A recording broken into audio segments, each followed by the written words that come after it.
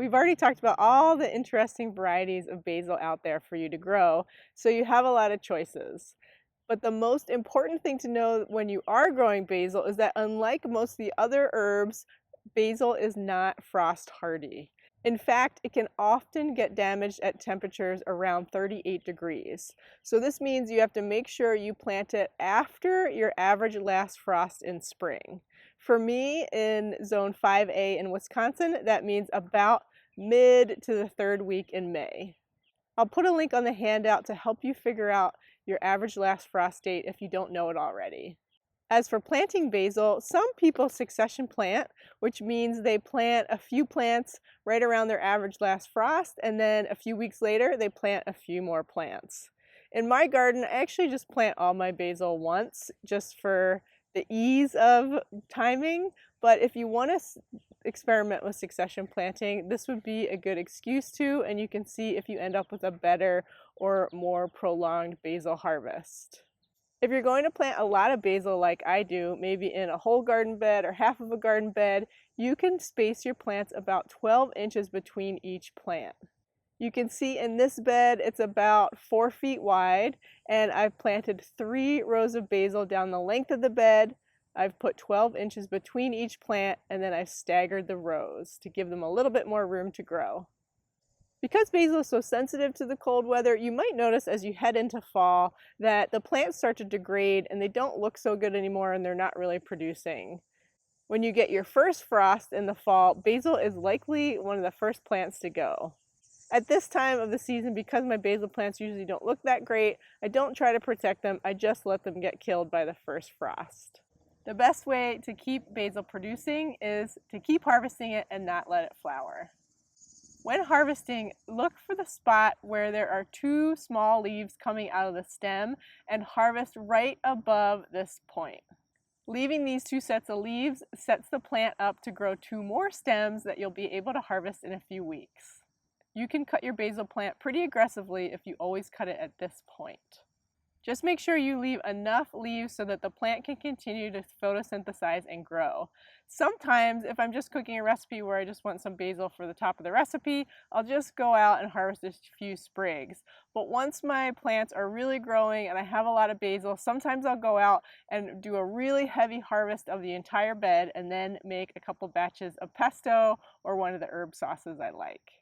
Basil doesn't like cold temperatures, so if at all possible, try not to store it in the fridge. When you harvest it, you can fill a jar with water and then put the stems in the jar, leave it on the counter for a few days, and if you want, you can even cover it with a plastic bag.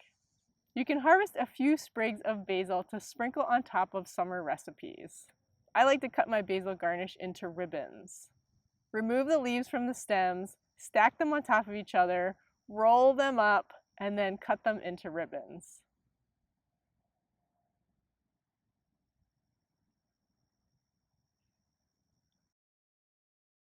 I usually leave it on a plate or a cutting board to the side, and then when the dish is done, I let diners grab some and sprinkle it on top of their dish for extra flavor.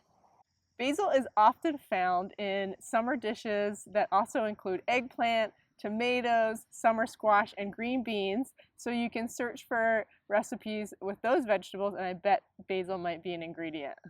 Other ideas for recipes are basil pesto vinaigrette, lemon basil mojito, and zucchini basil soup. I'll put a bunch of links on the handout that goes with this video. Probably the most common way that people preserve basil is making pesto. In our house, we always have a jar of pesto sitting on the door of the fridge.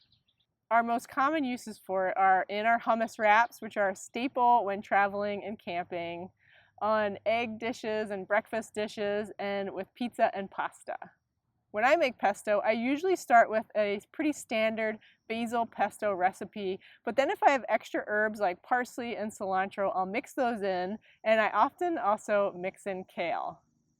I tend to wing it a little bit and just keep tasting it until I get a taste combination that I like. I'll put the recipe and some notes that I use on the handout. I put my finished pesto in jam jars and then put on old canning lids and rings and keep them in my chest freezer.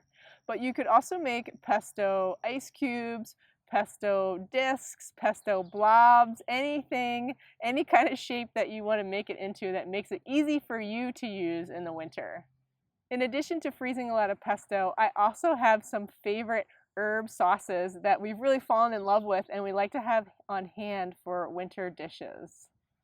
The first one is a chimichurri sauce, which we use with roasted vegetables and quinoa. And the other one is a miso herb sauce for a favorite Asian lentil taco that we love to eat. Both sauces could also be used on egg dishes, with beans, as a dollop on a soup, or anything else that calls for a vibrant green sauce. So this is a great example of trying some recipes in the summer that have herb sauces as part of the dish and seeing if you like any of them and then deciding to freeze some of it for winter. I never buy dry basil leaves at the grocery store because I don't think they have any taste or smell.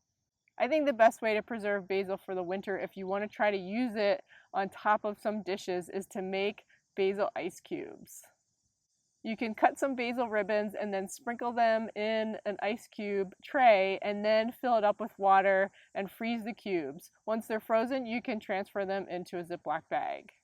Some people freeze them in oil or butter instead. You can throw your basil cube right in your dish at the end or defrost it in a bowl and then put it in the end. But generally, you don't really want to cook basil. You want it to be as fresh as possible when you're using it on your dish.